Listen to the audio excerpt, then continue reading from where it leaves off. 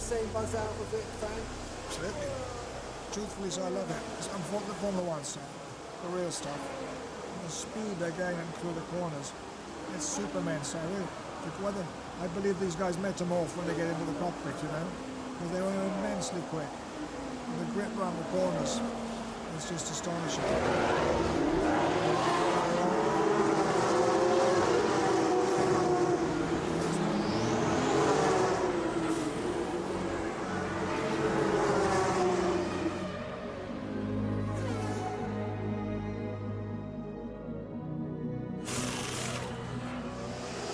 Maybe we can carry on inside, or because it's just a bit noisy for us.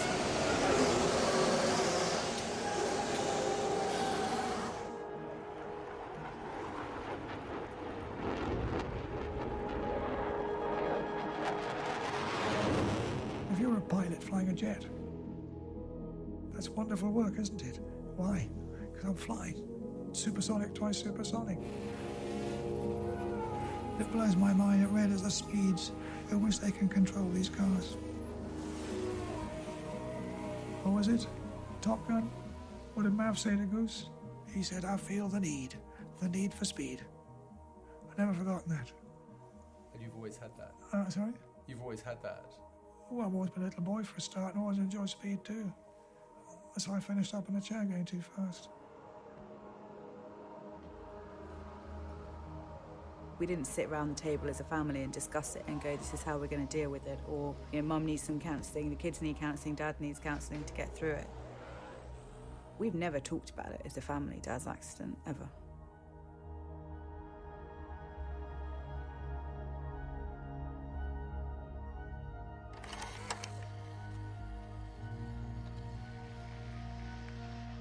I was trying to fight panic, I think. He was clinging onto that life by a thread. And he was actually dying every day for 6 weeks, which is a long time. If it wasn't for Mum, I personally don't think Williams would necessarily be around. I'm a really firm believer in Williams is not just always about Dad, it's as much about Mum. She stood by him through thick and thin. I mean, she saved his life. Like a mental quadriplegic was sort of on my mind. I was sort of alone and I was in a very bad state.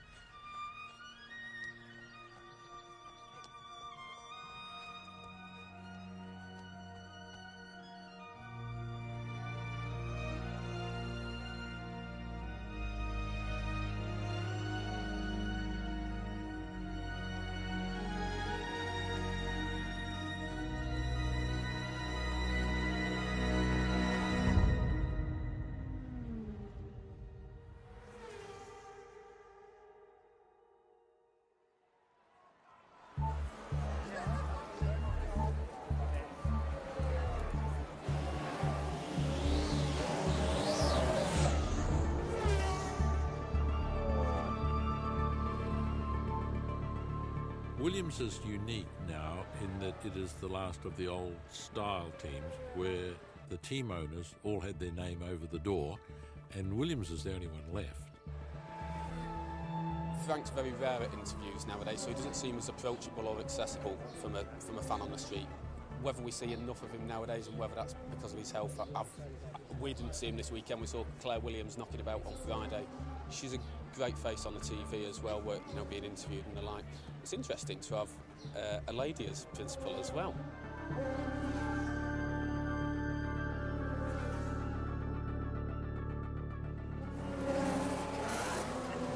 I think I may have had like the odd grand dream, but I never thought I would be given the keys to the shop, ever, ever, ever.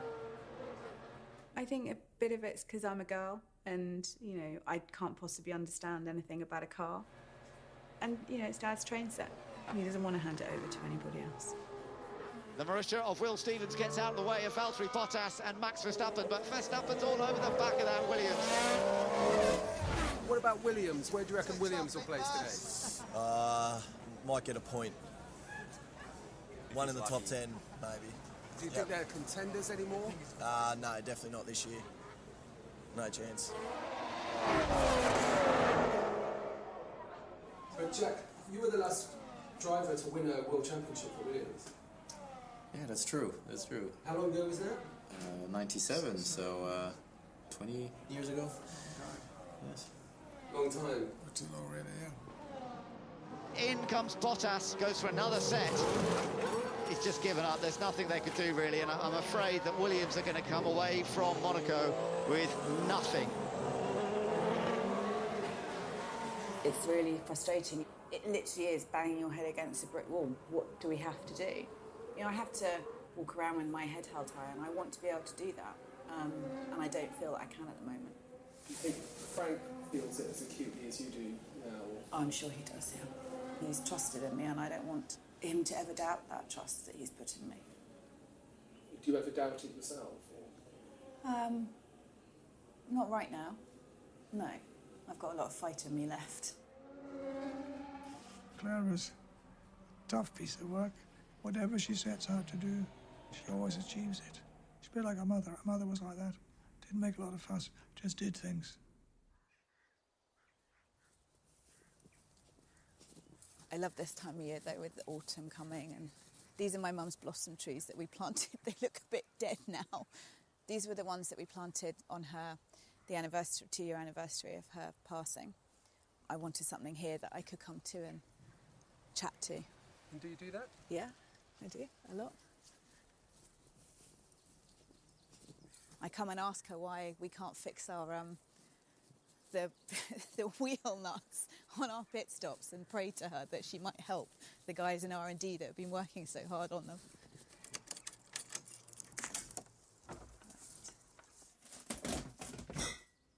I've got a whole box of press clippings in there from when I was made deputy team principal, and I thought I would frame them and put them up and be all proud of myself, but now they've just ended up in the shed.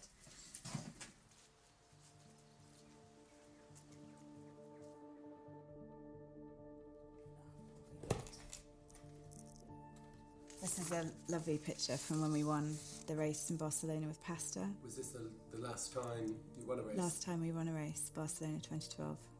So there's another picture of Dad. Someone sent that to me. It was amazing, him lifting 2 wheel nuts.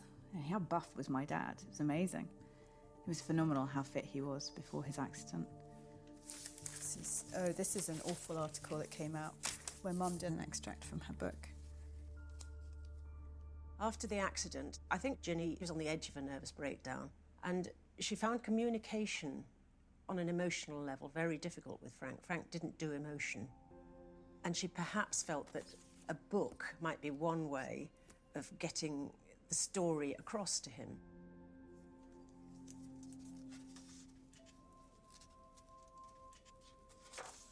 I'm not usually given to making New Year's resolutions, but at the end of 1988 I decided that I would spend the following year setting down everything that has happened to Frank and me in the last 2 decades.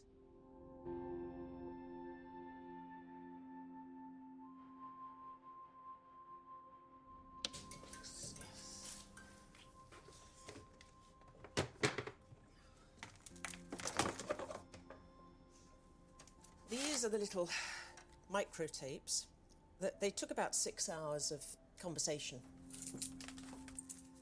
That goes in there.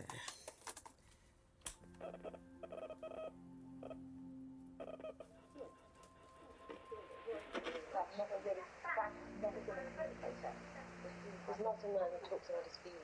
Never. Absolutely never. How long is it since you listened to these?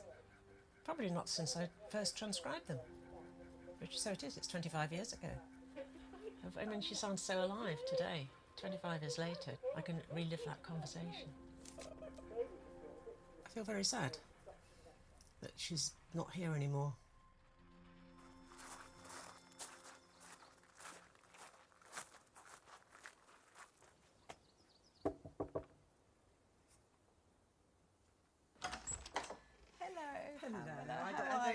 I feel I should hug you or kiss you or something. I feel I know you so well already. Well, looking at you, I feel I know you so really. It's a bit weird. It is weird. Really? Yes. Do I look like Mum?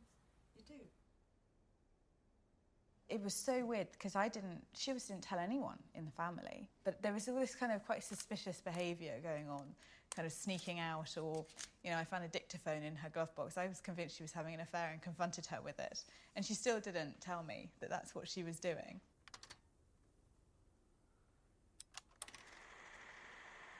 I can't remember which year it was, but Frank set up a company that looked after young guys' racing cars.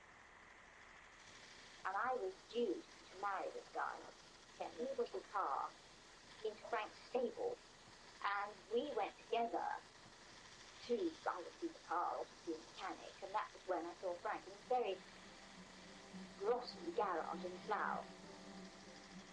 She actually met Frank about 3 months before she was due to get married, and that her fiancé introduced her to Frank. And there was an instant sort of electric connection between her and Frank. She was only, I think, 20. She was very young. And she thought, what can I do?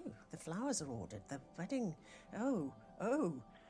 I didn't know what to do. I mean, there's this guy with his eyes boring at you, and you couldn't speak. You couldn't articulate a word. I wanted to be terribly intelligent and say things about cars, and I couldn't do it. Once I saw him, that was it. Well, she's blonde, blue eyes, beautiful thick head of hair, beautiful manners, beautiful clothes, came from quite a wealthy background. She had this lovely way of speaking, a great sense of humour, and she loved motor racing. She understood motor racing. She had a very good feel for racing drivers. Frank probably thought, you're not going to believe it. She went to a finishing school in Switzerland. They've got Labradors in the garden. I've cracked it. I suspect that's what he told his mates. I mean, she was just a fantastic girl to talk to. It's like talking to a fella. But, you know, with wearing Chanel No. 5, it's just brilliant. But in those days, to back out of a marriage or a looming wedding was almost impossible to do. You know, invitations had gone out and stuff like that, and it would have been very tough for her to pull the plug on it. Anyway, she went through with the wedding, but this attraction didn't go away. It was the charm. It was the Frank Williams charm, I think, that smile and the big green eyes, and Mum just went loony. I mean, I remember going across the road and she's sitting in a minicar. I said, what are you doing here? She said, bro, don't say anything to anybody. And she had a flask and sandwiches, and she'd been sitting there for 9 o'clock, hoping Frank would go across the road and buy a paper at the newsagents, and she could get out and say, hey, Frank, fancy bumping into you here. And she didn't do it once. She did it all week.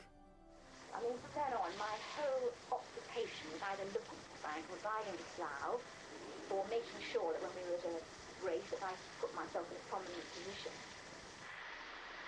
I think that I planned that I was going to marry Frank one way or the other.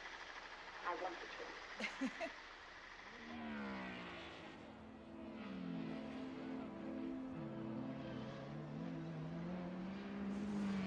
It was a real magical world.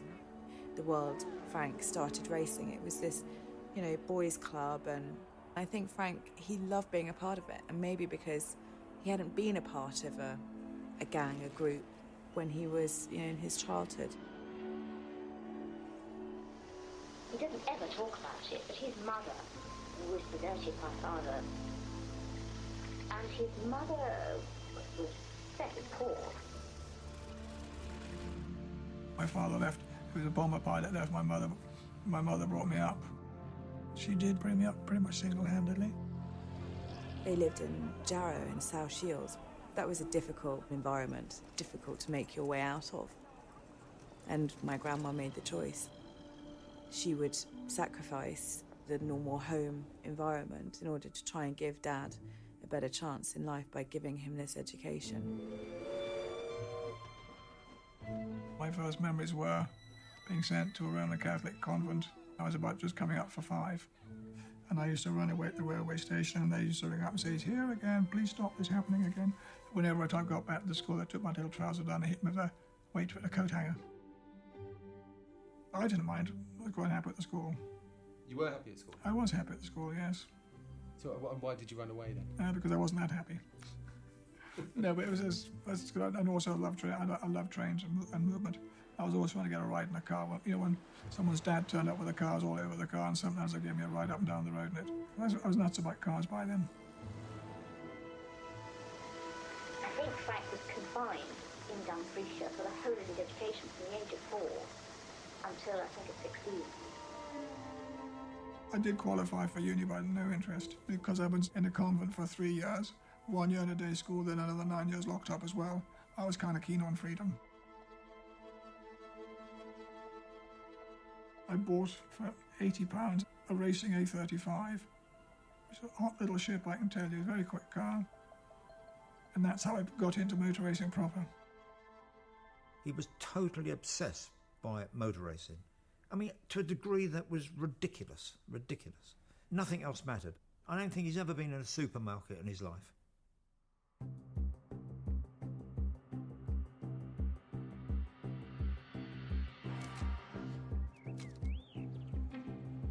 Frank, when he first went there wasn't any room for him, so he slept in the lockups down the side there in a sleeping bag.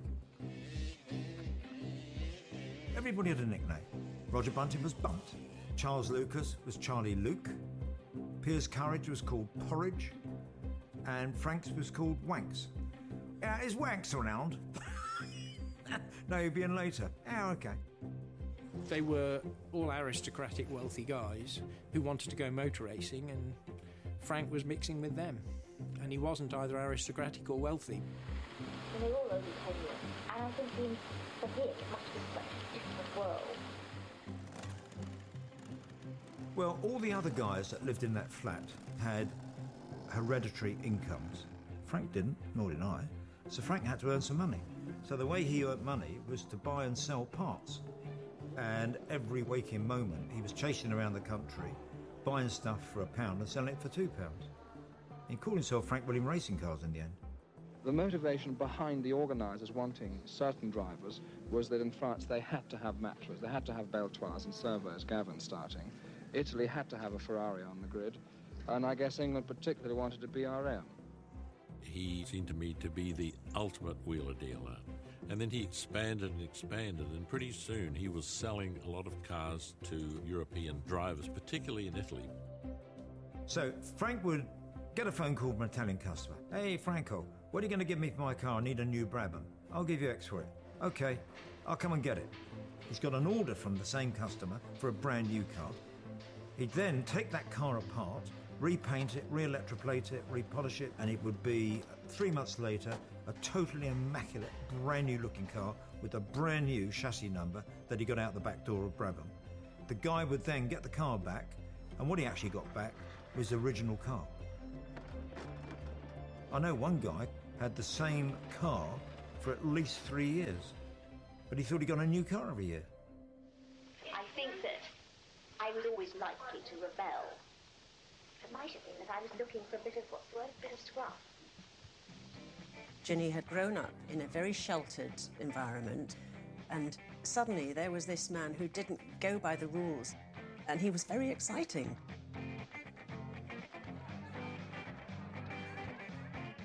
We'd go to parties on Saturday night, and Frank's dancing with Ginny, and it's getting obscene. And her husband has got daggers coming out of his eyes. And I walked up to Frank and said, Frank, what the fuck are you doing? I said, you can't be doing this. Have a normal dance. I mean, you know, the only thing he wasn't doing was having sex. And Frank said, oh, I hadn't noticed. And Ginny said, well, I certainly hadn't. What everybody else said. And of course, the show was on the road there with them two. And she moved into a flat. And then she thought, how do I let Frank know that I'm here? Because I mustn't let him know that I've left my first husband because of him. That will scare him off. So he didn't drink, but what he loved was fresh orange juice. So she wrote a letter. If you fancy some fresh orange juice, it's now being served at, and she put her new address. And a day or two later, doorbell rang and he turned up at the door. Looking for some orange juice? Looking for some orange juice, obviously. I thought Frank Williams made a very good start from the back. He's now in third place from about the third row of the grid. That's very good indeed. Back then, his whole thing was to be the greatest racing driver in the world. And who's the yellow car? Frank Williams. It's Frank. Look at him sneaking. What a battle with these two saloons. Why weren't the managers... He was racing saloon cars, but for some reason, he never had an inbuilt limit. He would just go faster and faster and faster and fly off the circuit. And who's up there? Frank Williams. Frank Williams, trying too hard. Frank always very fast but very hairy. He's living up to it. When I started doing Formula 3, sometimes I would encounter people who would say to me, do you know that chap Frank Williams? Yeah, I know Frank Williams. Oh, he's so fast, and he crashed here, and he overtook here, and he did all kinds of things. So Frank had this amazing reputation as someone who was lightning fast, not always staying on the road.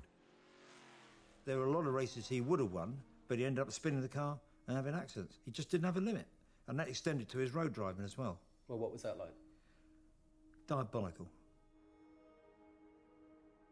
Where did you learn to drive? In my mother's Morris 1000. She was very reluctant to lend it to me. And she was right, because in the end I did roll it on his roof. But you've rolled a few cars in your time? Not that many, no. Oh, it's just that every time we talk about a car, it seems to be one that you've rolled. Well, I haven't talked about that many cars, though, have I? Didn't you? What was your first racing car? A35. What happened to that? I got rolled. He was nothing but competitive against himself in a road car. It was almost at the point where he would start a stopwatch to see if he could beat his previous time from A to B. In fact, every night used to come in and say, 33 and a half minutes tonight, Ginny. So I'm going to kill myself on that road if I'm not careful. And I used to sweat and say, if you kill yourself, I'm not coming to your funeral. It used to make me so cross. Frank was a suicide lane driver. And I think it dawned on him that pretty soon he was going to hurt himself. You can't have that many accidents on the road and on racetracks. You know, you end up hurting yourself, especially back then, when the cars were lethal.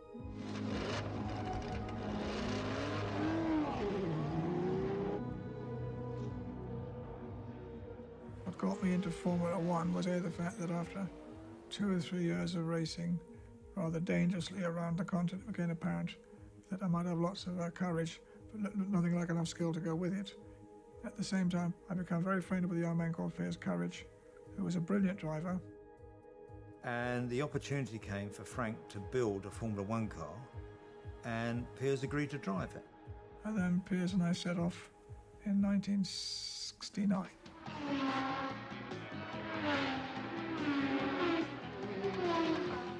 Piers Courage was an ebullient, fashionable Formula One driver that captured the imagination of everybody who loved Formula One. And Piers was just Frank's idea of what a Grand Prix driver should be like. He was just bouncy, easily charming, had a beautiful wife from half of London was chasing. Apart from being a great-looking fella, never had a hair or a piece of clothes out of place. Was always the smartest guy. Button-down blazer, grey flannels, Gucci shoes. He looked almost holy. And I remember him making a speech. He had a slight sort of English public school stammer, and I remember the interviewer saying, "So Piers, how's your car going to go this weekend?" And he said, "Well, I think it'll go like an absolute bomb, actually." Hoping to go one better than his second placing last year was Piers Courage and the very promising Frank Williams back De Tomaso. I remember last year my right foot had a terrific cramp in it, and also the great blisters on my hands from the gear changing. Well, I kind of adored Piers in many ways, but in those days it was just, Piers is wonderful, you know, that's because my mate, and I thought the world of him.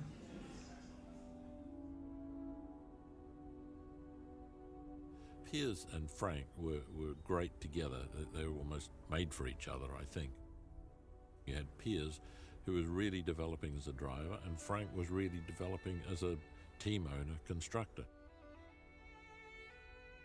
Second place at Monte Carlo, can you believe that? Second place at the US Grand Prix, can you believe that? Fifth at Silverstone, had a great run. Everybody wanted to be a racing driver, and Piers was on his way. He'd beaten Jackie Stewart and Jim Clark, and he was a really, really good driver.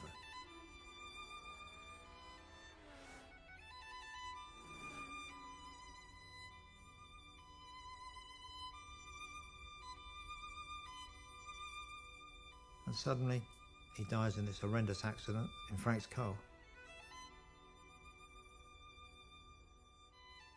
I was in the race, and it was a terrible accident involving us knowing that it was Pierce that had the accident because his helmet came off.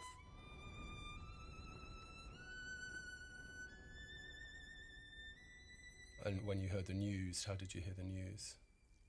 Well, all I will say is that it was a major shock. I was very young.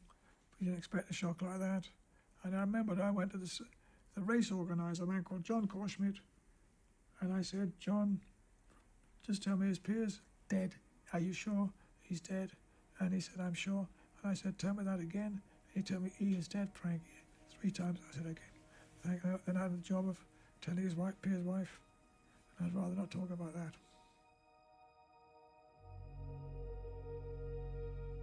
His wife, Sally, was in a terrible state. Wives in motor racing, I think, have had a much tougher life than any driver has. And I remember going to the funeral, and Frank was fantastic. He stood at the entrance to the church and welcomed everybody in. And there were a lot of people. Shook hands with everybody, thanked them for coming. And then after the ceremony, couldn't find him. And I walked back into the church, it was deserted, and Frank was standing behind a big stone pillar, absolutely destroyed, standing there weeping his heart out. And I said, come on, love, let's go home.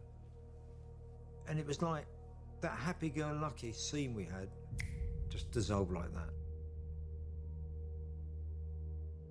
But I know that it wasn't really mentioned, and Piers wasn't mentioned terribly much at home. I'm not sure I'm not sure how you would get over a driver dying in your car. This ability of Frank to carry on, for me, it's fairly standard in motor racing. Knowing racing people, most of them only think of tomorrow. Very rarely do they look back, and very rarely do they allow emotion to come into their motivation.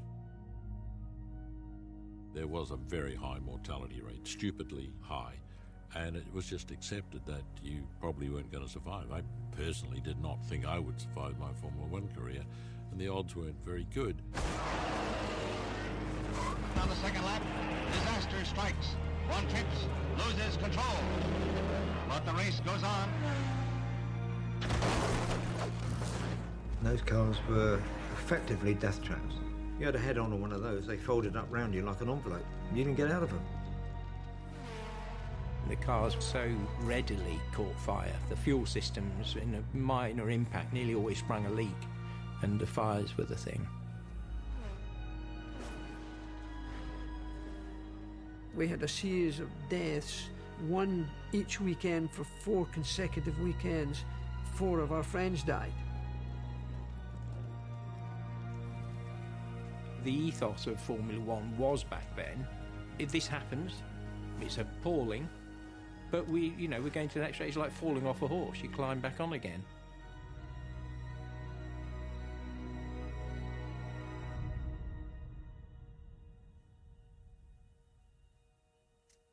So this is an article, gosh, this dad did an interview with the Times after Ayrton died. Formula One, one of the most powerful figures in Formula One, bears his soul in his star driver's death and the revival of his team. Dad says, it hasn't all sunk in yet. You see the fact of Ayrton's death. The same slowness of thought helped me get over my own accident. I suppose that is why I'm so calm about expressing the fact that he is dead. The former world motor racing champion, Ayrton Senna, has been pronounced clinically dead. Senna suffered serious head injuries when his car left the track and crashed into a concrete wall. I remember at Ayrton's memorial service, Mum said, don't you dare cry. She said, this is not your time to be sad. She said, this is not your loss. Mum was a very loving lady. She was very much of that mentality, stiff upper lip, exactly like Dad. I think they both probably thought that emotion was weak. Well, I mean, it's not common for men to show serious emotion. Maybe anger, but that's about all. But they should never start crying or any of that stuff. Never. You should never start crying, or. I shed a few tears when Piers was killed, definitely. And when Ayrton died, I mean, it was my responsibility. When Ayrton died? Yeah, sure. But I say responsibility. He was in a racing car operated by us, as was Piers. You know, it was a Williams-operated car. And so how did you feel on that day? Far from well.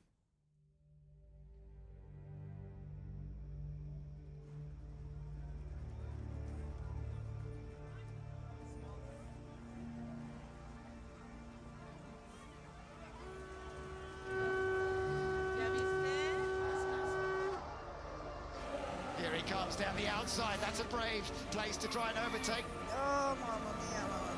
Oh, they're going to touch. Bottas has a line. They hit, and Raikkonen's off this time. Good. Raikkonen goes out.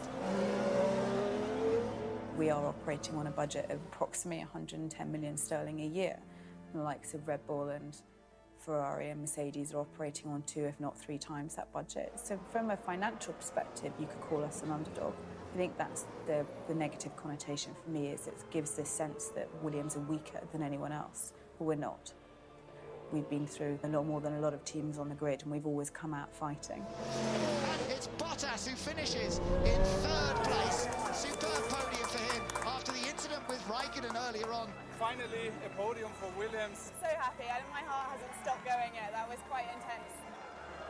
In 3rd place, from Finland, Valtteri Bottas.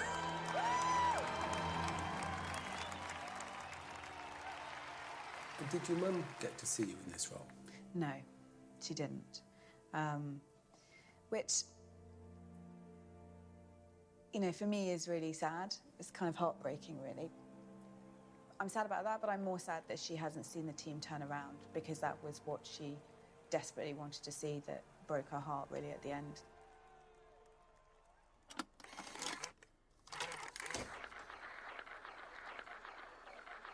We've been living together for 2 years. I don't think he considered that he had any obligation towards me. And there was a limit to how long I felt I wanted to go along with that. I did get pregnant with the idea of forcing the issue. I began to realise that if I did want a wife, she was the best I was ever likely to find.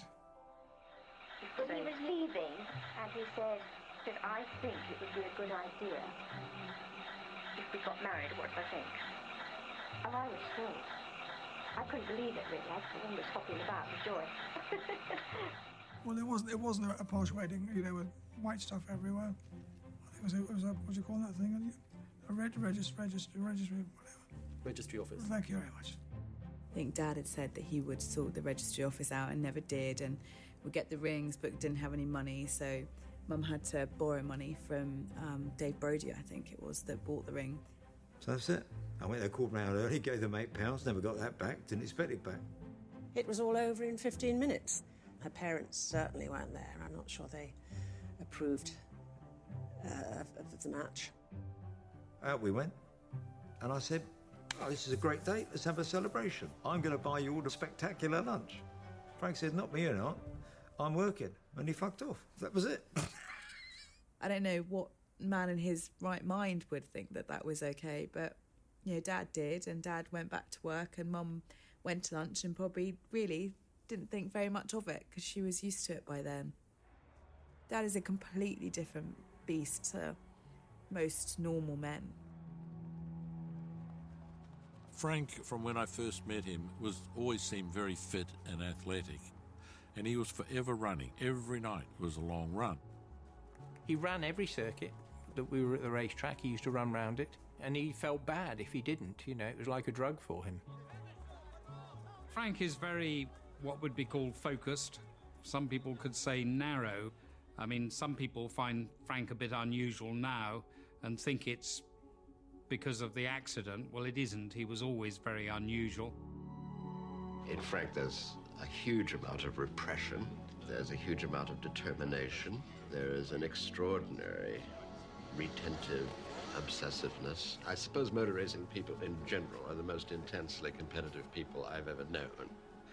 They're not very mature intellectually or culturally because they neither read nor think very much except about what they actually do, to which they think to an extraordinary degree.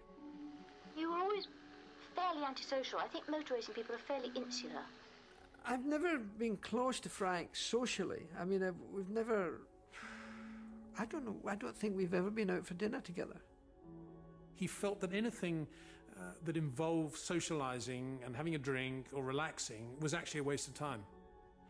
He hasn't got any interest outside motor racing. He doesn't read. He really doesn't have anything going on in his life at all, apart from motor racing. I am addicted to motor racing. Frank Williams declared uncompromisingly, motor racing is what matters most in my life. And then he goes, well, I have a family, which I love very much, but they tend to take second place to the business. There's no question about that. But did you used to do the family holiday type thing? Never done that. Never. I was too late now anyway. Never interested in that. Oh my God, well, this is embarrassing. Mum wanted a hotel to take the 3 kids to, and family tradition was to have a picture of all of us on the balcony with Mum. So that's me and Mum. This would have been, I was 16. Look at me, horrendous. So in total, went to Marbella with Mum 32 times, 32 years. How many times did your dad come? Never. Not once. And that didn't bother you? No. Mum always used to tell us there's no point having your father here because he would drive us all mad. So we just used to go down there and we had a lovely time.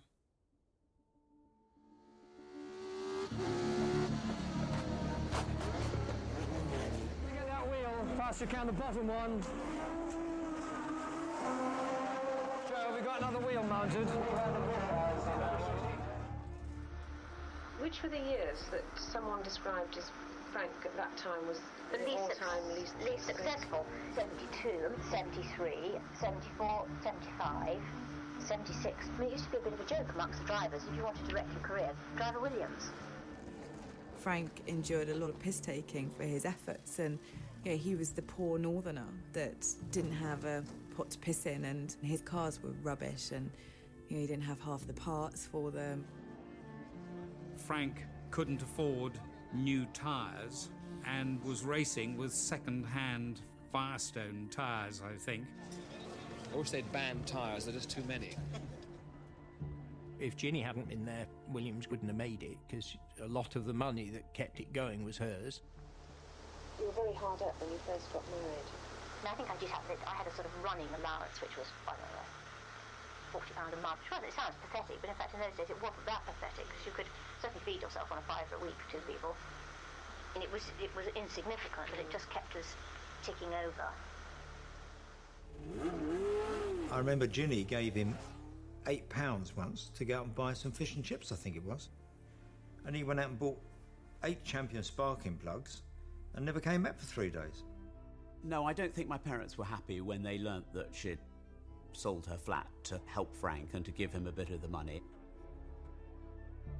If there was a common denominator through the first decade of his relationship with Virginia, would be penury. Frank had such a bad reputation with the banks. I mean, bounce checks for sort of 10 years on people, and Frank just, nobody would take a cheque from Frank. He used to bounce checks on me. I used to say, look, I've got to have some money, so I can give you 20 quid. He used to bounce it. Frank Williams' team is at its lowest ebb. The cars are well down the grid in 7th and 9th places. You're on the 6th race, if you don't win, you haven't got the money. And if you haven't got the money, you can't win. So we were in very bad shape financially. Frank came round to see me and said, bro, I can't carry on. And he had a bit of paper with the debts on it, and they were huge. And then overnight, this guy who'd been creeping around with Frank and giving him little bits of money, Walter Wolf, did something that happens in business all the time. Walter bought out Frank's debt and took control of the Williams Formula One team. Walter was clearly a pretty clever businessman. He had made a fortune, like many, many tens of millions by himself. I thought, let's give this a crack. But by halfway through 1976, it was very plain to Walter the race team wasn't running well, and that Frank didn't have the capability to turn it around. And then Frank went to the factory, put his key in the front door, wouldn't work. Then the side window opened and the guy said, Frank, that's your things there, you can't come in the factory, you're banned from the factory now. You can believe it, he'd been locked out of his own factory. It was his life. His life was in that box and inside that factory. And then 6 weeks later, where Frank's car, which was renamed a Wolf, went down to South America, won its first race. The thing that Frank had been living for all those years. We heard the result. Somebody phoned through the result, and I was devastated. I mean, how is one supposed to feel? And I hated, above all else, seeing the Williams called a Wolf. I hated it. One day, Ginny phoned me up, and she said, "Bro, I've got a lot of problems with Frank. He's in a fit of depression. He hasn't got out of his pyjamas for 6 weeks." So I turned up at 11 o'clock, and I looked at him, I said, "What the fuck's going on here, Frank? You got your pyjamas on." And he said, "Bro, I can't quite get my mind together about things." And I knew what was killing him. Depression certainly wouldn't be in his... It's barely in his vocabulary.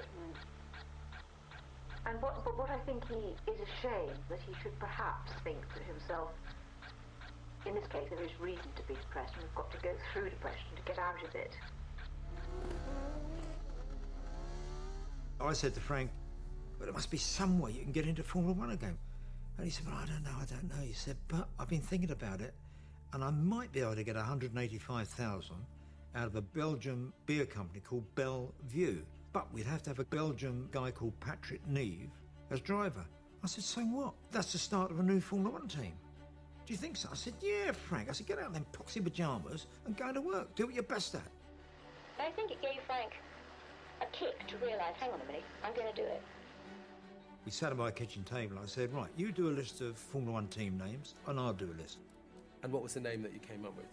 It was really tough, really testing, very brain-stretching, but we kept Williams Grand Prix Engineering Limited. I said, "Right, I'm taking 2 days off. We're going to go and find a factory." Yeah.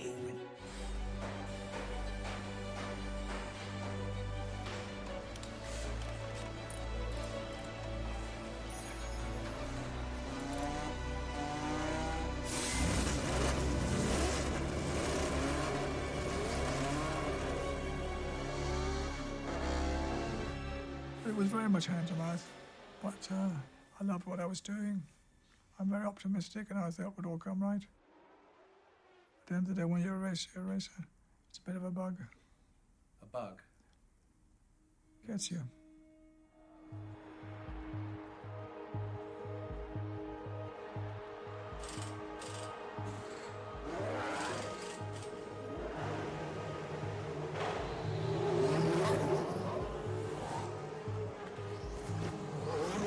140,000 fans packed into Silverstone. So Hamilton's on the right as we look at it. Nico Rosberg on the left. The British Grand Prix about to get underway. Lights out, away we go, and who's it going to be? It's a good start from the second row, the Williams and Massa. Williams are getting both cars past both Mercedes. Massa leads, Bottas trying to get second from Hamilton. Hamilton in a bit of trouble, but he's fighting back. But we have a race on our hands. What a start from the Williams guys. I think Valtteri is quicker. He's quicker, he should pass him. Be careful, be careful. And he's off. Hamilton goes off in his attempts to try and wrest the lead, and that might give an opportunity here for Valtteri Bottas. Bottas goes into second place. And up front, it's Williams, 1 and 2 at the moment. Can't watch it. I can't find that unbearable. My heart can't take it. I'll have a heart attack. Bottas comes in from the race lead as Lewis Hamilton continues around the track. Let's see how the stop goes for Valtteri Bottas. It's pretty good. Hamilton's already along the start-finish straight. He's alongside. Hamilton retakes the lead. And where does Bottas come back out? He comes back out behind his teammate Felipe Massa. Oh, Hamilton is pulling away in front.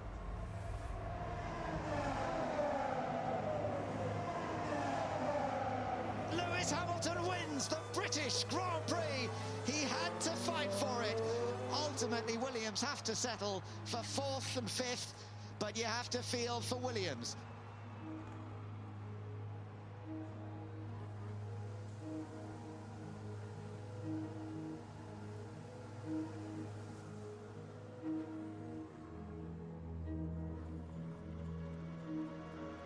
I think he's always showed a sort of terrific fighting spirit.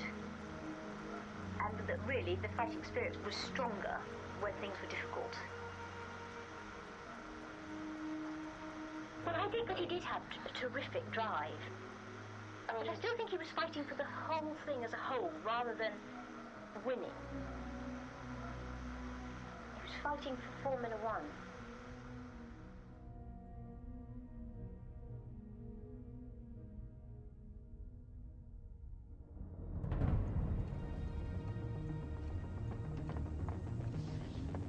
Patrick Head is the technical genius inside Williams, the engineer swat who bestows power on the charismatic leader.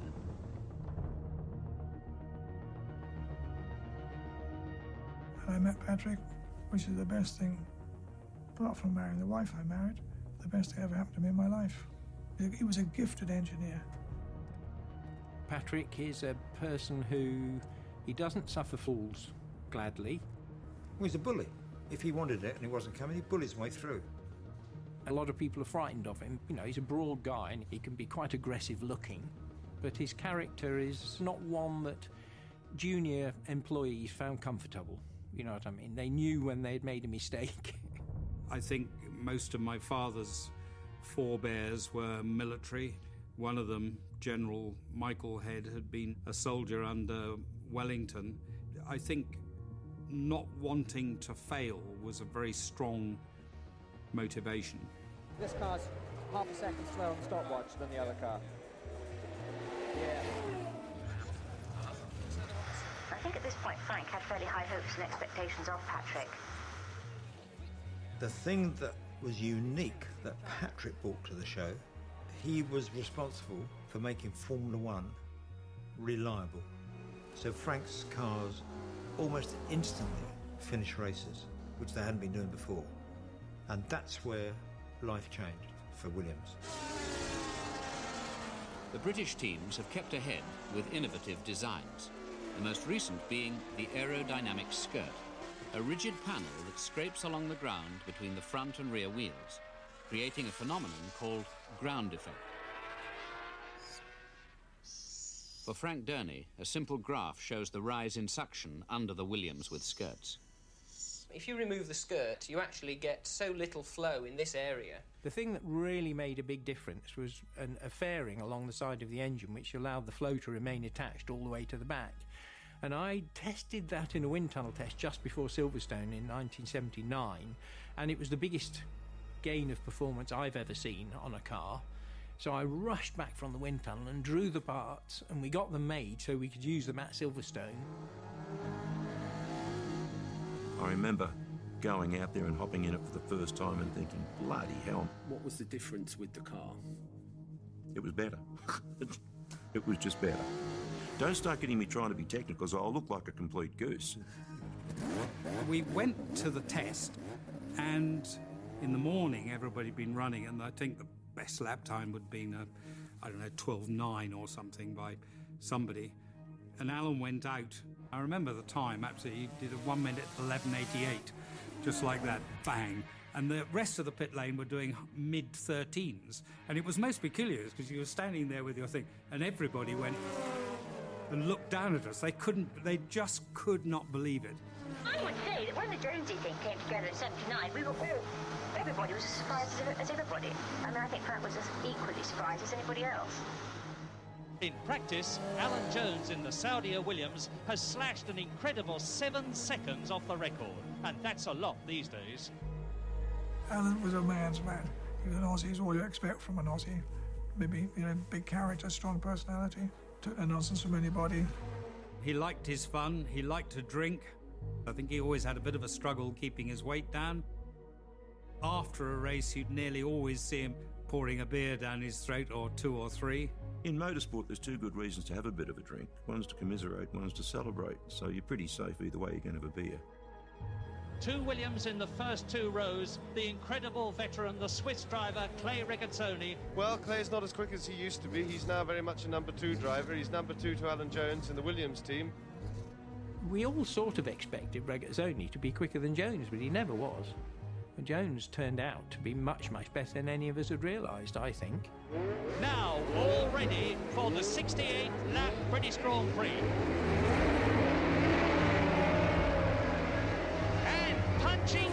it's the two Saudi Williams cars first into Cops Corner.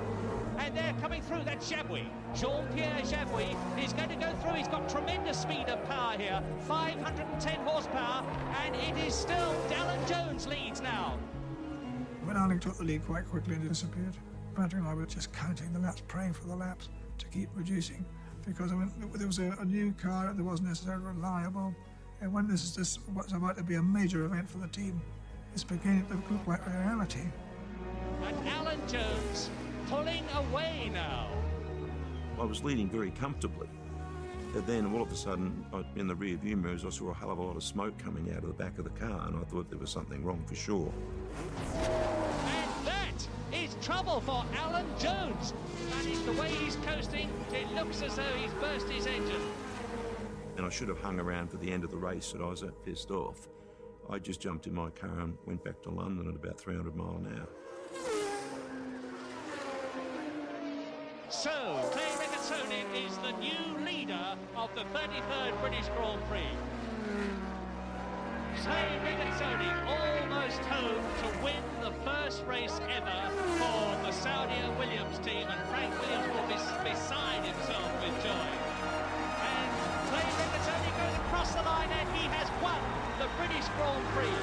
We were so much quicker than anyone else, even though Clay was nowhere near as fast as Alan. And of course, when Alan broke down, he won. We won the British Grand Prix. I mean, you couldn't put it in a book. It was incredible. Clay, what is so good about this Williams car? Everything. It was the first win for Frank Williams in Formula One since he started over a decade previously.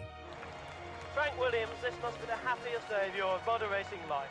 No doubt about it, you're right, yes. Frank, what were your feelings during those last few laps? Well, sheer terror that the car wouldn't finish. We'd lost Alan, I was terrified of losing Clay, but the car was very sweet. Frank, we've watched you struggling, if I may say so, in motor racing since 1969. Frank Williams, a man who's kept trying for Britain. Many congratulations. Thank you, Frank. I think my parents just, after everyone had gone, just sat there, just on the sofa of the caravan, arm in arm, and just didn't want the day to end. It was surreal. But so what did that feel like? Well, relief, I suppose. Relief. Because a lot of people would think, oh, bloody Frank hasn't got a clue what he was doing, but I pressed on. For me personally, I felt about bloody time. From that moment on in the season, I think we were totally dominant. We were a second or two a lap quicker than anybody else, everywhere. I went on and won the next 3 Grand Prix. Won the Dutch Grand Prix, the Austrian Grand Prix, and the German Grand Prix. And Jones has done it, and he is the world champion.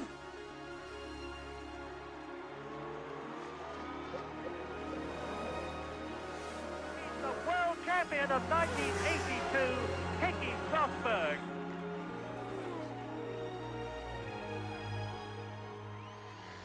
He was suddenly a superstar. And it becomes easier for superstars, doesn't it? With somebody around you. It's difficult for blokes when they're superstars. They've got these wonderful sort of pretty girls who are all over them. I think men can be terribly stupid sometimes, and they're probably terribly flattered. I think this is it. Yes, this is an extra prize. Yes. Yeah. But I think that was inevitable. I think there were bound to be girls that would try and get their clutches into Frank.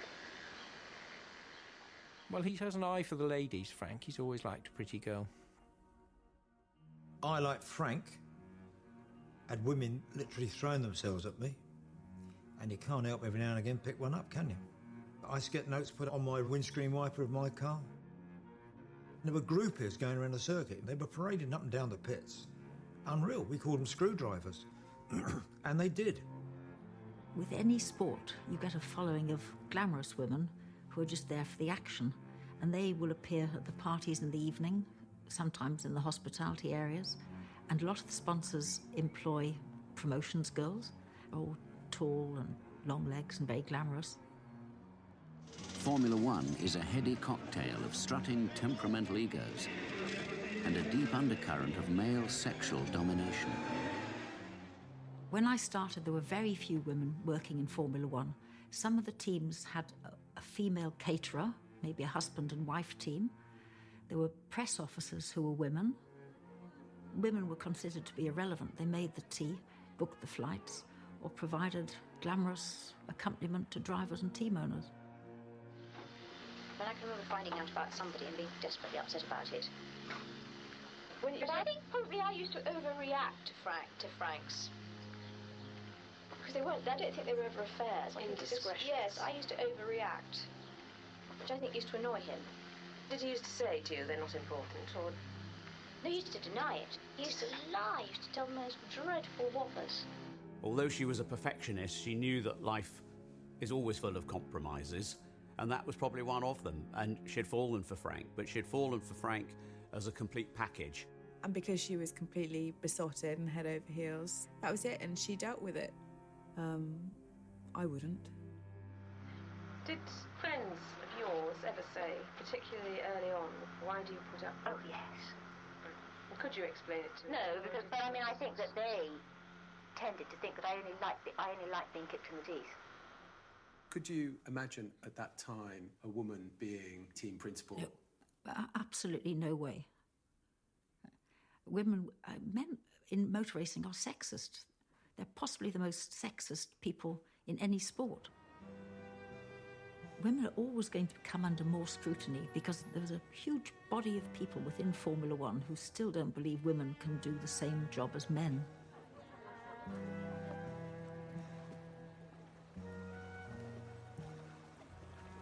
I think Formula One traditionally has been quite a male-dominated sport, but there are so many more women now that work in our sport, and that's not just in the high-profile positions. So we've got female engineers, female aerodynamicists, so things are absolutely changing. So your father is an icon when it comes to Formula One. Was it harder to prove your skills because you're a woman or because he's your father? Formula One, this role was not my ambition from a little girl. However, kind of circumstances changed and a job became available, and I was asked to do it, not by my dad. And in fact, when he was asked, he said, "No way, is she working for my company?" So if you're in your private life, in which situations do you enjoy being a woman? I get asked that female question a lot. I was asked it last night at dinner. I was asked it in 4 interviews I did yesterday. But I still find it quite odd that people find it surprising that a girl might be doing this job. It really kind of annoys me.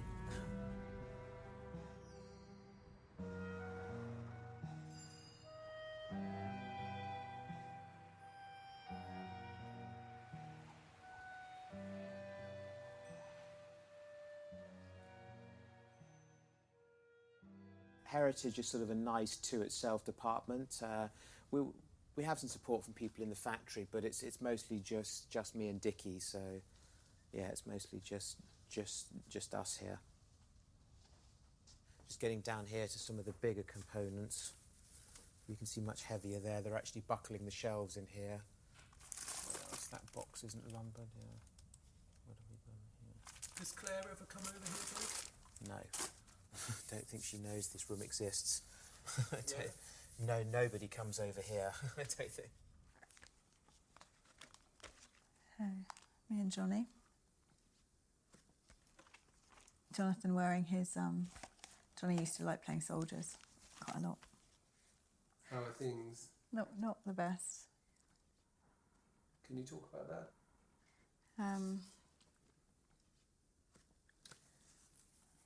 Johnny, it's, it's, I suppose some families just have, always going to have, some issues, aren't they? And unfortunately, Johnny and I do, which I think is something that I will regret and be very unhappy about my whole life. And is that to do with work, or? Yeah, it is, unfortunately.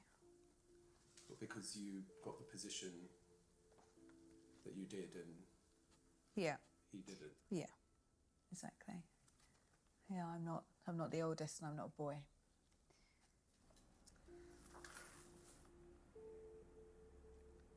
That's me and Claire. You two look pretty close in that one. That was about 30 years ago.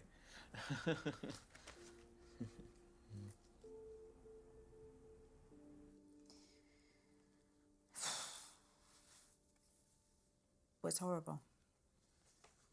He thinks that I was ambitious and that I put myself in the position, and I lobbied, I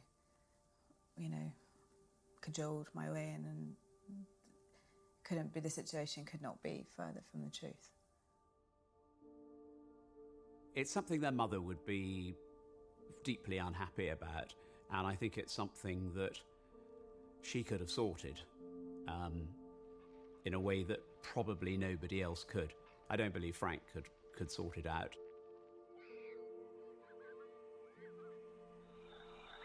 I think Frank has always thought that women are better judges of character than men. And I think Frank used to very often make sure that somebody he was thinking about and wasn't sure about was wheeled my way. This was drivers or yes, drivers or anybody else. Yes, we had a lot of people through the house, and he would ask what I thought, what my opinion of them was.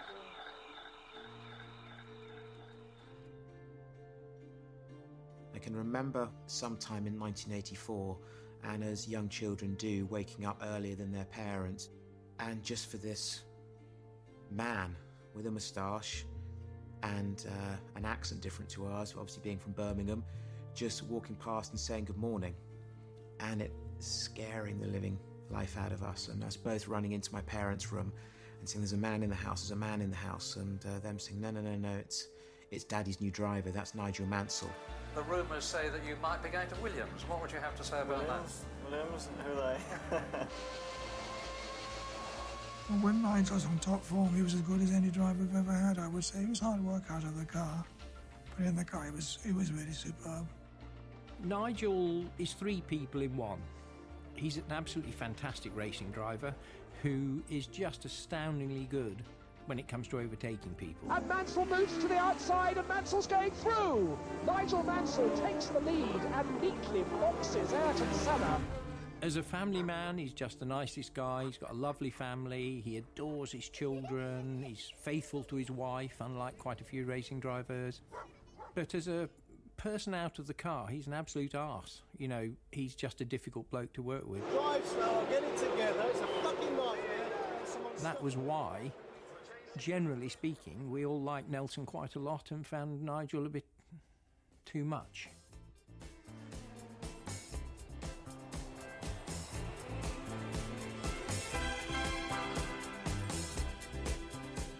Nelson Piquet replaced Keke Rosberg for 86, and he was hired because Frank loved the idea of Nelson Piquet.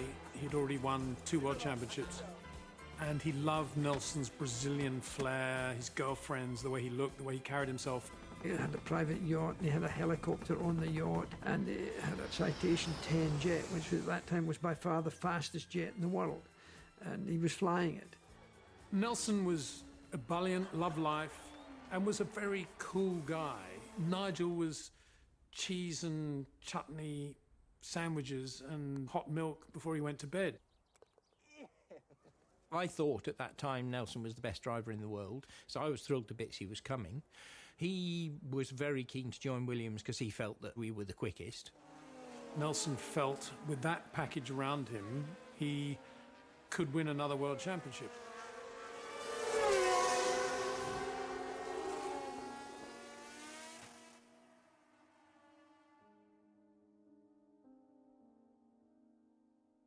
We were doing the last of the pre-season tests, the Paul Ricard circuit, so we had both Nigel Mansell and Nelson Piquet there. Frank had come out to the test because he was very excited about the performance. Dad was away. He was at a pre-season test, and it was a kind of spring afternoon, and Mum suggested we go out on some bikes. And took a little picnic and found a field like you do, and it was a really lovely day. And then we just got back and waiting for Dad to come home, but he never did.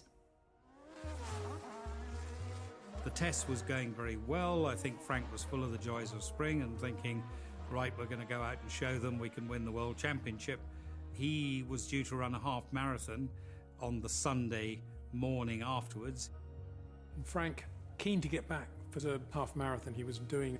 It was a county half marathon. He was that good. And so he and Peter Windsor, who was the marketing guy at the time, they went to the airport. And he had his Avis Ford Sierra. He said, right, come on, let's go. And then a spot of get home. Have you ever heard of get homeitis? When you want to just get home? You've got to go home. Must do. Must catch the last flight. He took a little twiddly road down through the back of the circuit, and it was a very, very twisty, narrow road. And he was in this 1600 Sierra, throwing the thing around, braking as late as he could. But I do remember saying to Frank at one moment when the back end skipped out under braking into a tight left-hander, are the brakes okay on this thing, Frank? And he said, with some sort of trepidation, Frank, you always drive like this, meaning, and you can't really tell your bosses, everything will slow down. I remember him saying, yeah, brakes are fine, brakes are fine. I was rushing and rushing and rushing. Suddenly we were in clear road. The road was downhill, and there was a fast left-hand kink about 300 yards ahead of us. And I remember seeing through the windscreen a stone wall on the inside. It looked like we were just going to hit the end of this wall. My reaction was just to bury myself in the footwell area. As we hit the back, that wall, the car went up in the air. There was just silence, just a terrible silence. Then this massive thump and crash. You know, really whack in my neck, sharp pain. It's rolling over, it doesn't hurt like this. I remember Frank saying, after about 10 seconds, are you okay, you okay? I can't move, I'm trapped, get me out, get the ignition off, because already there was a smell of fuel. I'm suspended about 3-4 inches from the floor, upside down. And there's a lot of blood because he'd taken a direct blow on his head when the roof had come down like that. Sue undid the belt, so of course I fell on my bleeding head right on my neck again. The only thing I could remember was to try to stabilize his head and neck and try to pull him out by holding him under the armpits. And then he started to say, you know, Peter, I'm a Roman Catholic, and if anything happens, I want to see if we can get the last rites. We were just looking at packing up when a French youth arrived on a moped asking for me, and he explained that Frank Williams had gone off the road and wanted some help. But Nelson said, oh shit, that's a twisty road. I know the road, let's go down and see. We didn't know exactly the damage, but we knew it was something very dramatic. We raced to the scene as quickly as we could, and at that time, Frank's life was in the balance. And that's when Nigel delegated himself really to go to the ambulance with Frank, basically hold Frank's hand and be with him. I had a tremendous fear for Frank's safety and his well-being and life at that time. So certain people needed to be energized to do the right thing quickly. But by then it was pretty clear that there was a very good chance that he's broken his neck. When I phoned Patrick Head, I told him that it looks like from the x-rays that Frank's spinal column's been cut. And it was pretty... I think I said to him, I think he's fucked. Like, you know, he looked really bad.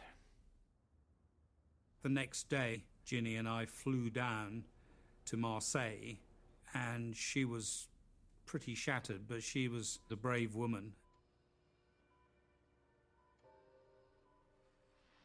I was trying to fight panic, I think. I was clinging onto life by a thread. I threw myself at Peter. I mean... I think I did. Yes. I sort of collapsed on his shoulder. Yes. The first time that I knew that things were going to be really serious was when the doctor in charge of the intensive care unit called Ginny and I into his office and said, when do you want to move Frank back to England? Which I immediately took to mean they think he's going to die and they don't want him to die in their hospital. He said to me, just how much more effort do you want us to make to keep your husband alive? Sort of crossly. If anybody's crossed with me, I tend to be cross with them back. It's my only method of defence.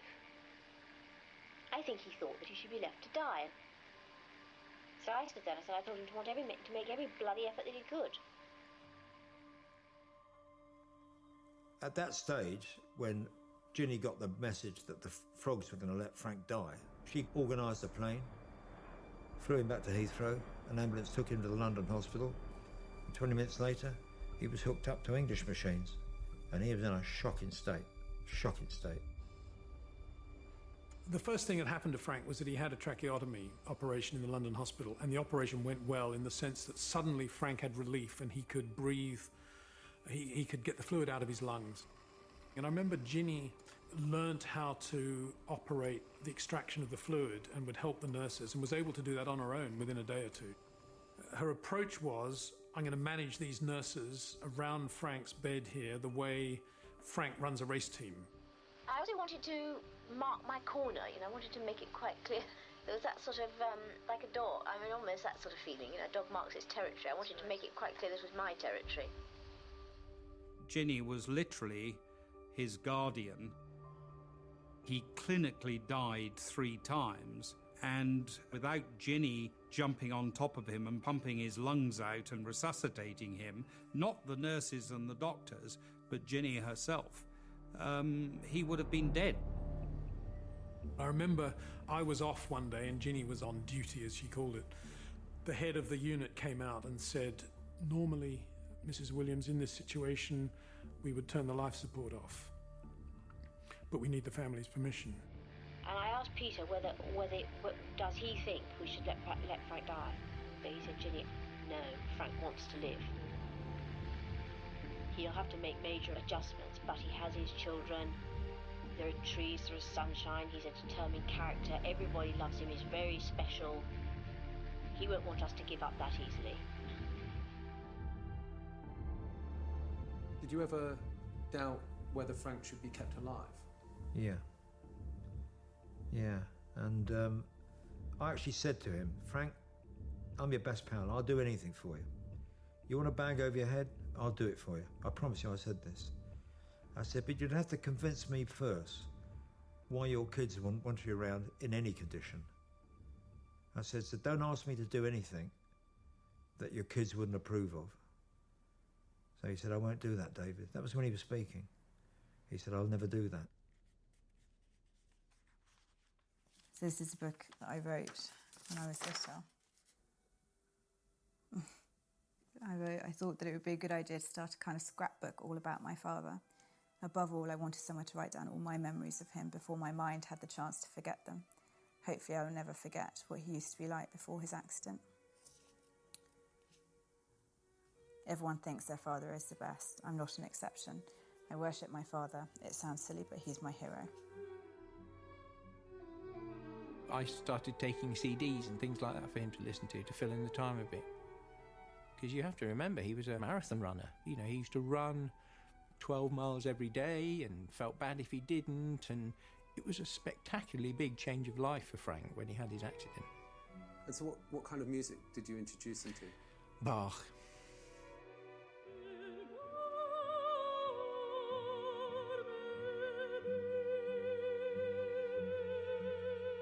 Well, I thought that my pal Frank was indestructible. He got away with everything. Frank would be all right, but he wasn't on this one. And I'd go and see him 3 or 4 times a week. I always gave him a kiss, had to. Lean over, give him a kiss on the forehead and say, your old mate Broad's here, mate. And he used to flicker his eyelids. Actually, he couldn't speak. Stuff in his mouth, up his nose. Oh, it was a horrible sight. Well, there was a lot of discomfort and pain in the very early days. That's just inevitable when such a major part of your body gets a kick in the ass. But I can't say, oh, it was terrible, it's not in my mind. I don't remember much of that. The body's got a great many ways of protecting itself when it's in a bit of pain or bother.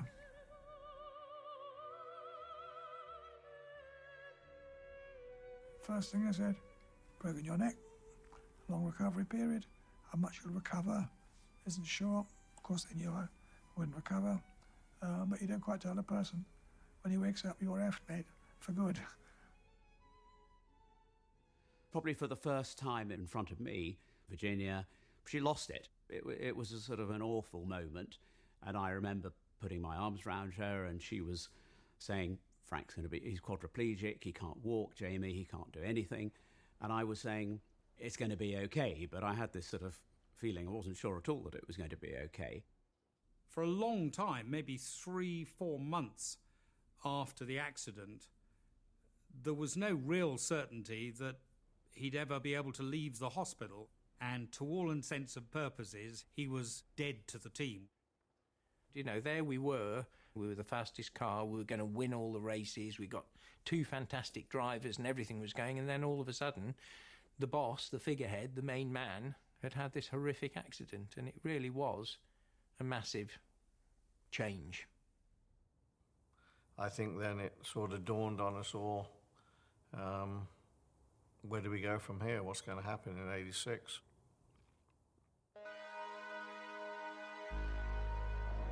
We await the start of the Brazilian Grand Prix and the 1986 season. Sadly, Frank Williams, boss of the Williams team, isn't here after a major road accident in France. But for the whole team, that's an added incentive to do well. Well, they went to work with a vengeance. Instead of them all moping about, they said, you tell Frank you don't have to worry about a thing here. We're going to win the next races for him. And it's go. A superb start for Nigel Mansell, who has already passed Nelson Piquet. But it's Senna, Mansell, Piquet is the running order at the present moment. Mansell's touching wheels with Ayrton Senna. We went to the first race and Nigel crashed on the first lap whilst trying to overtake Senna in a very stupid manoeuvre. Mansell appears to be out of the race, so up into second position. It's now Piquet. Alboreto is up into third place. And through into the lead goes Nelson Piquet. Nelson Piquet leads on lap 3. This one is for you, Frank. Nelson Piquet wins the 1986 Brazilian Grand Prix, and you will hear the crowd go absolutely mad.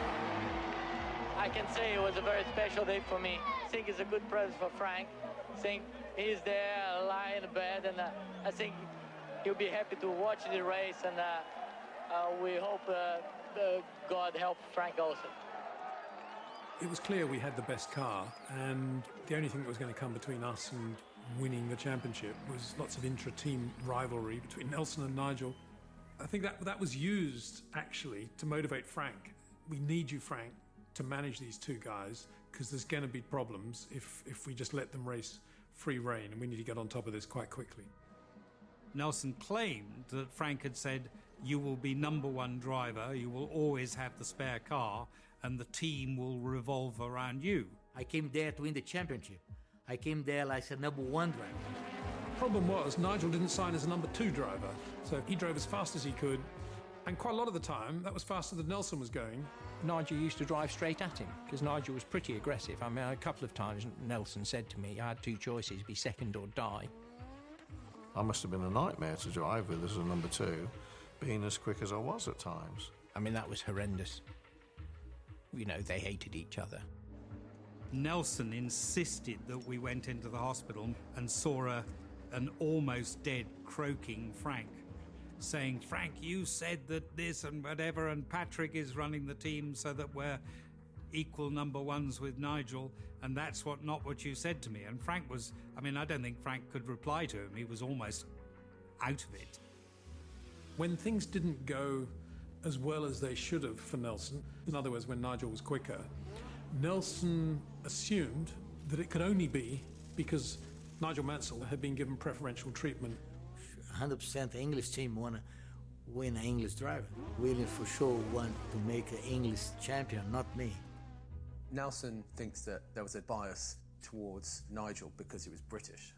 I think that's not true.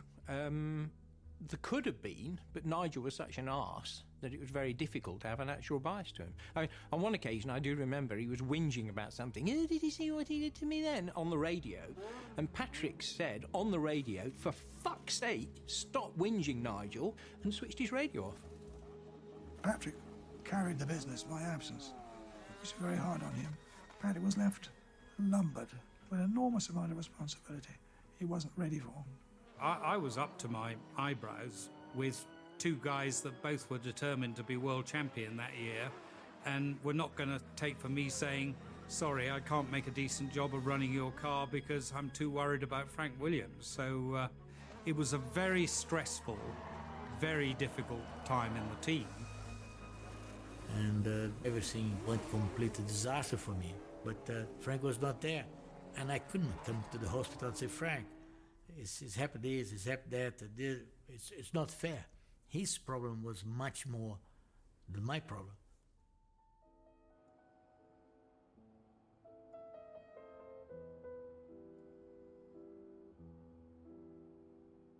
Frank was still in intensive care, and he remained in intensive care for quite a time. And it was another, I think it was 12 weeks before he eventually came home.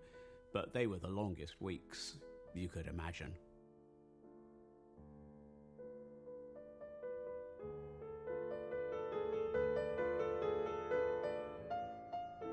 We all were just relieved and thrilled that Dad made it and he was home and we got him home.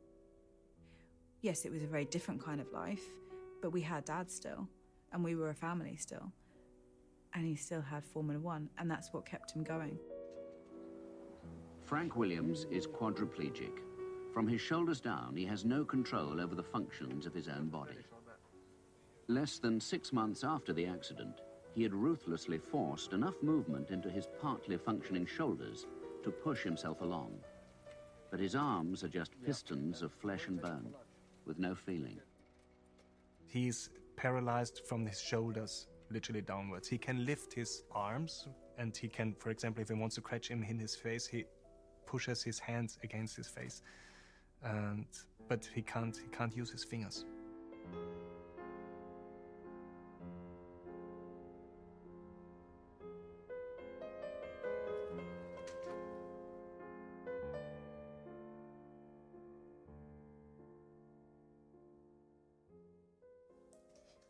Why does it say hell on wheels? It's because Dad's life is hell in a wheelchair. He's always in a lot of pain all the time. I don't think people realise that, how much pain Frank is in every day of his life, every minute of every day. You wouldn't know it though, would you? No, you wouldn't think he has anything to complain about. Dad never does think he has anything to complain about. It's a lovely picture of Mum and, well, not so good at Dad, lovely of Mum. Oh, and what about Ginny? How did Ginny react? Well, it was tough, very tough lady. But she didn't fall apart. She took very good care of me. It must be very hard for her. Suddenly not to have a proper husband anymore, and they have to spend all time looking after him. It's very difficult for anyone who hasn't lived with a quadriplegic to know what it's like to almost lose your husband, but not quite. Whatever was it like not being able to sleep with Frank? I mean, we're talking about sex here, just the warmth, I suppose. Yes, I can just remember thinking, my God, not be able to sleep in the same bed with Frank. Yeah. So I was fine, although I'd spent lots of nights without him in my life because he'd been away, sort of reality was hitting me. I'd probably never spend a night in bed with him again.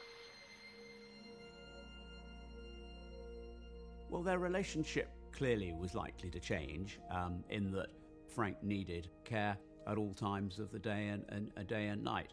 So if it was a different kind of life for Frank, it was going to be an equally different kind of life for Virginia. I'm not usually given to making New Year's resolutions, but at the end of 1988, I decided that I would spend the following year setting down everything that has happened to Frank and me in the last 2 decades, both before and after the car accident which left him permanently paralysed from the neck down. I felt it might act as an exorcism, a way to put it all behind me and start to look forward again. Reading it was like, Jesus Christ, she went through this and she didn't tell anyone. You know, she didn't share that burden with anybody. Why do you think she shared it then? She says that it was a cathartic exercise for her. Because Dad's the star, isn't he? Dad's the one in the spotlight, and Dad's the one that everyone goes, Frank Williams is amazing, Frank Williams is wonderful. And for all those years, Mum had been in the background. I think she did it. She didn't want to do it because she wanted fame or adulation. She just did it because she wanted people to know the full story. His memory of the early days after his accident is blurred and vague. He has never asked me what it was like in France or in the London hospital, or what it has been like for me these past few years. Now he will know. Have you read a book? Don't want to. Why do you not want to read it?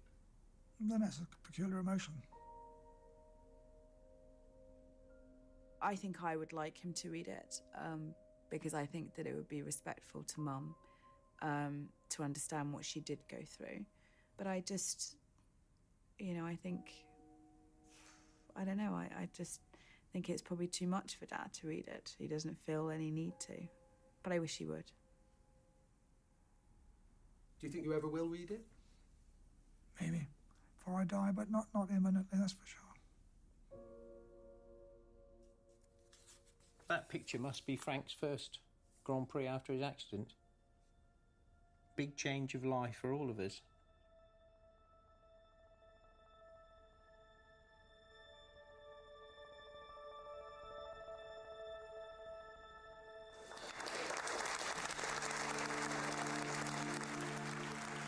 When Frank appeared in the wheelchair, the crowd just went crazy. It's great fun to be with the team, it's great fun to be on a racetrack. Back at the track, Frank Williams savoured his team's success for the first time this season. Piquet and Mansell took first and third places in practice. He did a really sort of symbolic visit, but he was determined to be there because he wanted the world of Formula One to know that he was still around and ostensibly still in control, but he played no part at all and was very much a show appearance.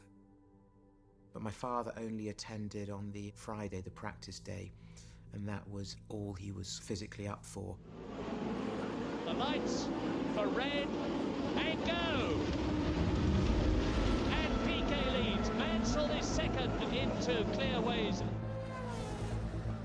The two Williams cars in their battle for leadership, toe to toe, eyeball to eyeball, almost wheel to wheel. Nelson and Nigel really started to slug it out with one another. Nigel wasn't afraid to be half an inch away from anybody if he had to be, and he was. And it was serious motor racing between the two Williams Honda drivers.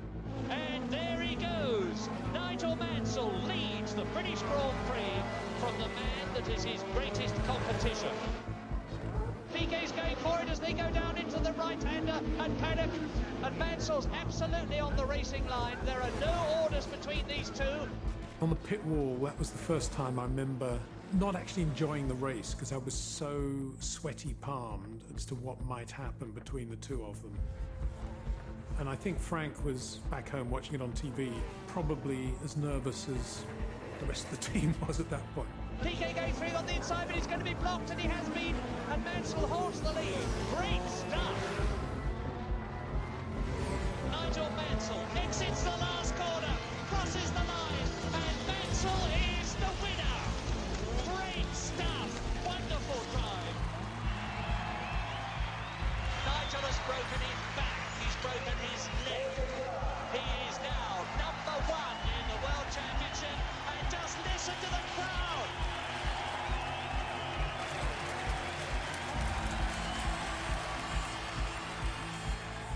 After the race, it wasn't normal for a team manager or team representative to be on the podium. But on this occasion, because Frank had been there for the test, and because it was Nigel, and because it was Brands Hatch, Ginny was invited up to take the Constructors' Trophy on behalf of Frank. Now behind Anna Prost, the woman is Ginny Williams. You'll just see her in a minute, I expect. There's Ginny Williams and Patrick Head, the designer of the winning Williams car. Oh, what a day. And there is Ginny holding up the trophy. To me, that photograph is one of my favourite photographs of Ginny because she's got this expression on her face where it's just like, yes. It was a tremendous moment because of what Ginny had gone through. Because the accident just didn't happen to Frank, it happened to everybody. But the closest person it happened to was his dear wife.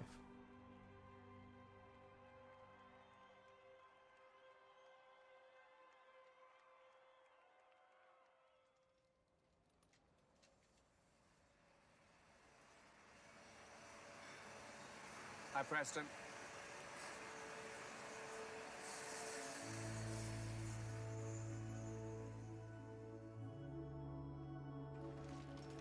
How you doing there, Jimmy Dot the new? Good Biggles under control, is he? Very hard work, isn't it? Se lei può dire soltanto che lo cercavo, non è urgente, se può chiamarmi a casa stanotte? The best therapy Frank ever had was being back at his desk with a phone that Nelson gave him, actually, which allowed him to tap big numbers on a pad, and he had a headset on and make his own phone calls.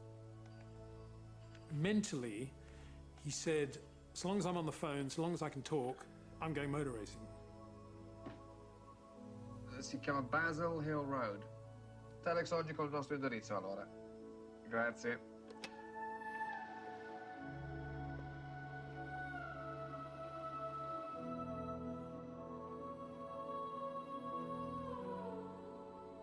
Mentally, how do you think the disability has affected Frank? I did ask him a couple of times when we're alone in the car if he sometimes thinks of running again and stuff like that. But he said he gave that thought up completely, and he's completely in peace with the situation. And I think this is also what you get from him. He's not sitting there and thinks, oh shit, I should have. Just got on with it. I can truthfully, and I'm not bragging, I had a major business on my mind, a racing team, because I have a hard-on all your life. It's like having a hard-on all your life. I'm like you jealous of what I do. I run a Grand Prix team, I own a Grand Prix team. I run racing cars and world-famous drivers all of the time. I think it's a great privilege.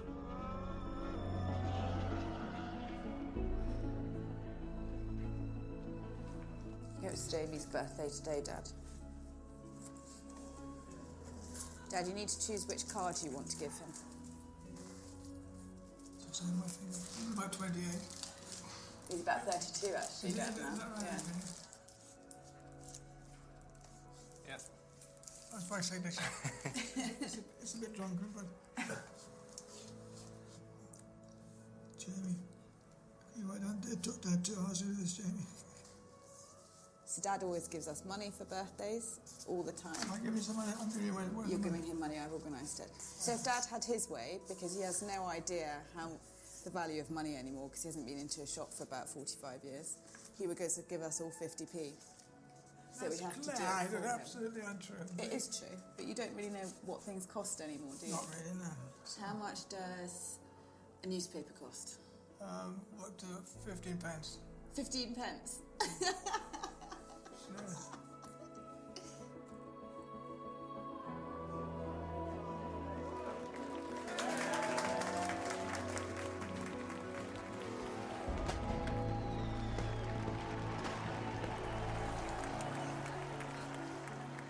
I personally just wanted to say, along with, I know, my dad, just thank you so much for all the work that you've done so far this year. I know it's been a really, really long season for everybody. I know maybe there's a little bit of disappointment that we weren't a little bit better this year, but I think everybody needs to really remember where we came from, and it's only been 2 years since we were ninth in the championship.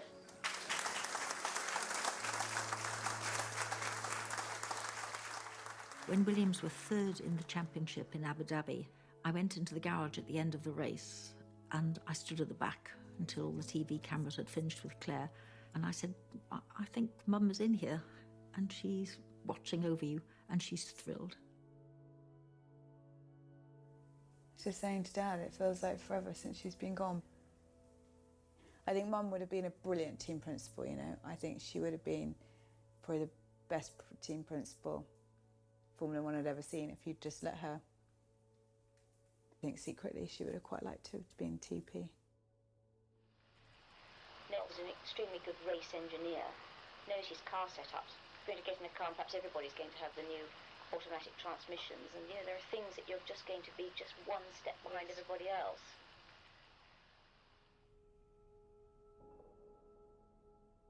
Virginia was diagnosed with cancer in the summer of 2010.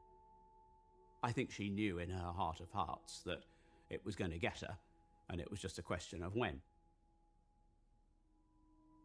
She was sort of taken for granted in as much as, you know, she was hale, hearty and fit and well, and Frank wasn't. So it was not in anyone's mind, I guess, that she was as vulnerable as she obviously was. I miss her. She was a lovely lady. And I don't know how Frank copes without her, because he doesn't have a lot of people to go home to talk to anymore. It's quite sad, really. I think it affected him very deeply, more deeply possibly than he would have imagined, and I think that he probably came after her death to realise just how much he loved her. She was the foundation of Frank's life outside motor racing. It was the only thing, you know, and he did say, I'm not bothering to go home anymore. Now Ginny's gone, he'd just sleep in his flat in the factory, didn't bother to go home. Why bother? I kept down the corridors for most nights of the week. Down the corridor in the factory? Yeah.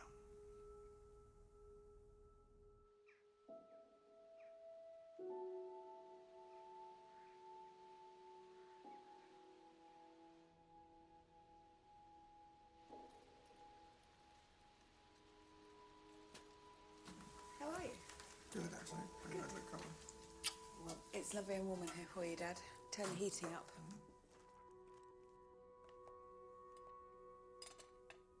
Well, you haven't read the book, have you, Pops? Yeah. I must make the effort to do so, yeah. You should. You should make the effort. It's an amazing book.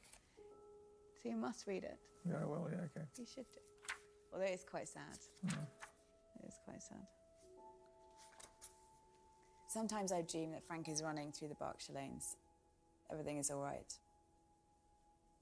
Early in the morning, in that split second between sleeping and waking, I sometimes forget, as one might forget what day it is, that Frank is paralysed. Then the knife blade of reality twists sharply in my stomach, jerking me back to the present. How must Frank feel in that same moment of semi-consciousness? What a nightmare to wake up to be a prisoner within your own body, not even to be able to get out of bed until someone else moves you. Frank also dreams. He says that usually in his dreams too, he is running.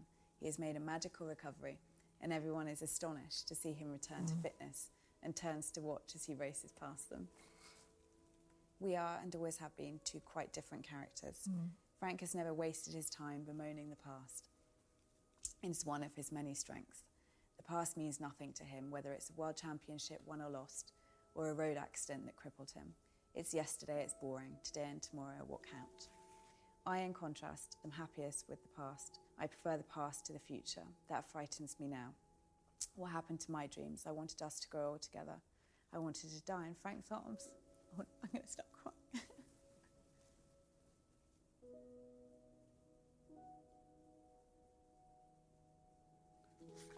We have both grown as a result of the experience. But if a fairy godmother offered to wave her magic wand and take us back to the way things were when I first married Frank, I would not hesitate for a second. I would happily exchange the houses, the executive jets, the smart hotel rooms, the gold Rolexes for just one night in a scruffy bedroom anywhere in the world with a selfish, funny, unsympathetic, unreliable, charismatic man I married. I laugh much more than I used to. It helps to stop me crying. Tough stuff, eh?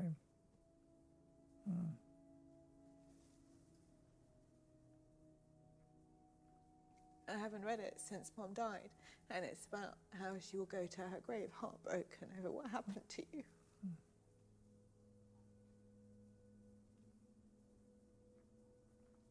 You should be very proud.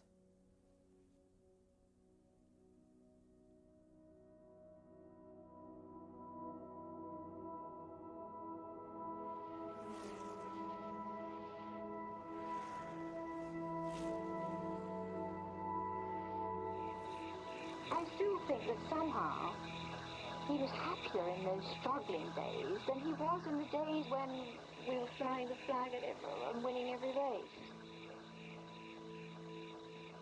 Sounds odd to say, but I think he does need a challenge. I think he thrived on it. He's been racing to be in racing. I think he's in it for the love of it.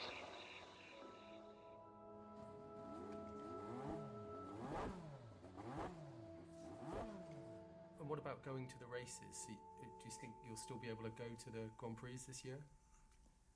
Why not? I don't know, doctor's orders. I'm fine. I mean, I'm paralysed, but I haven't had a day off work. I don't think I've had a day off work in years. I just don't get ill. Never have done. Frank's personality hasn't changed. What he can physically do has. But his approach to his racing, his love of Formula One, his obsession with it is just the same now as it has been as long as I've known him. So how does a man like that retire? He's not going to retire, he's going to die on the job. Well, Frank will never stop. He will stop when he closes his eyes.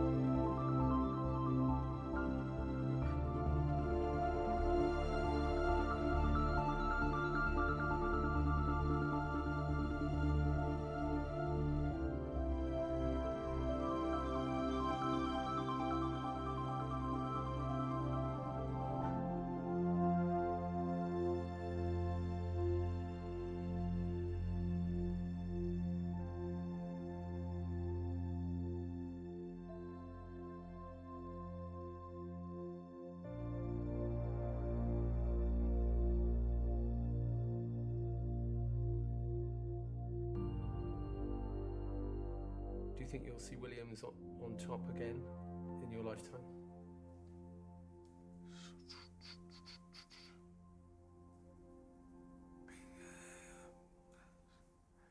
Yeah, it's certainly possible.